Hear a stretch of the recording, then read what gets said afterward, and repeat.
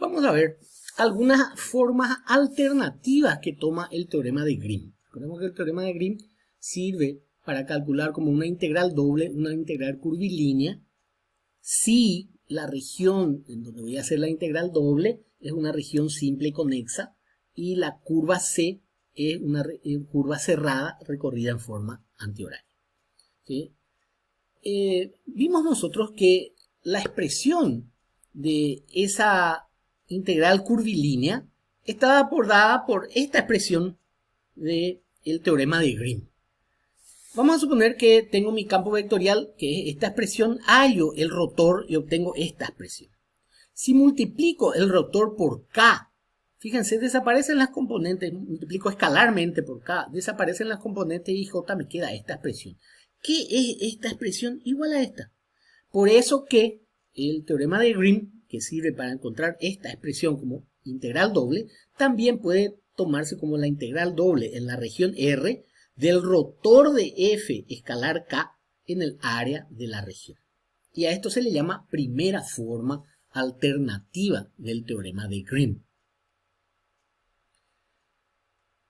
Algunas observaciones. Dice entonces que yo puedo encontrar el teorema de Grimm como el producto, la integral doble en R del producto escalar del rotor de F por K. Ahora, ¿cuáles son las condiciones? Primero, la curva C tiene que ser cerrada. Tiene que tener orientación antihoraria. La región R, esta, donde voy a hacer mi integración doble, tiene que ser conexa. Las componentes del campo vectorial F tienen que ser continuas en la región R. Entonces, yo puedo hallar la integral aplicando el teorema de Grimm, que significa hallar el valor resolviendo esta integral doble. Pero tiene que cumplir con todas estas condiciones. De lo contrario, no puede hacerse. El teorema de Grimm también puede generalizarse a regiones con tres curvas frontera, como por ejemplo estas. Entonces yo puedo tomar esta curva, unir con esta, tomar así, tomar esta, tomar así y volver otra vez. ¿Sí? Entonces, al final las curvas que van y vienen se van a anular entre sí y voy a tener que hacer la integral sobre C1, C2 y C3, siempre que sean cerradas y sean recorridas en sentido antihorario. Esto se llama una región R múltiplemente conexa. Entonces puedo encontrar este valor para cada una de las curvas C1, C2 y C3 y encontrar entonces la integral de línea de esa función en esta región al aplicar el teorema de Grimm. Recordemos un poco el concepto de divergencia. La divergencia o densidad de flujo de un campo vectorial en el plano está dada por esta expresión, ¿sí? Que al final es el producto escalar del operador nabla por F. Entonces la divergencia de este campo escalar tiene esta expresión que es un escalar y mide la densidad de flujo de dicho campo vectorial expresado como el cociente entre el flujo o el paso de dicho campo por la unidad de área de una superficie que es atravesada por el mismo. ¿Para qué recordamos esto? Porque hay una segunda forma alternativa del teorema de Grimm. ¿Sí? La segunda forma vectorial del teorema de Grimm se suponen las mismas condiciones sobre el campo, sobre la curva C y sobre la región R. Se denota por S la longitud de arco de C. R es X de S de Y más Y de S de T. El vector unitario es derivada de R con respecto a S, tiene esta forma. La normal que apunta hacia afuera, esta, es la contraria de la normal principal. ¿Sí? Y entonces yo puedo asumir de que la normal principal que yo estoy queriendo, como mi tangente T es tangente a la curva, esta normal principal y es unitaria, puedo tomar que tiene esta expresión.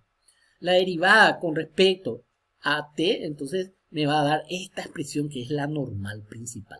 Y esta normal que apunta hacia afuera, que es la que a mí me interesa, sencillamente va a tener signos contrarios. Por eso que asumo de que N, esta N opuesta a la normal principal, tiene esta expresión.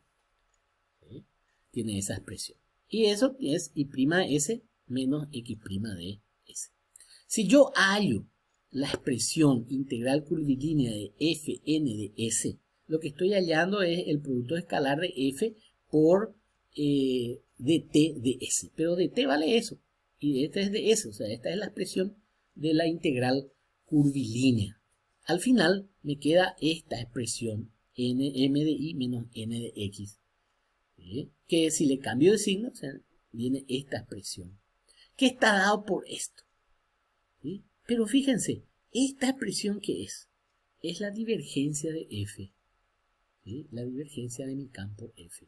De ahí que entonces esta integral de F por n de S, que es la integral curvilínea de F, producto punto por dt por t de S, me da esta expresión, la integral sobre la región R de la divergencia de F con respecto a el área de R.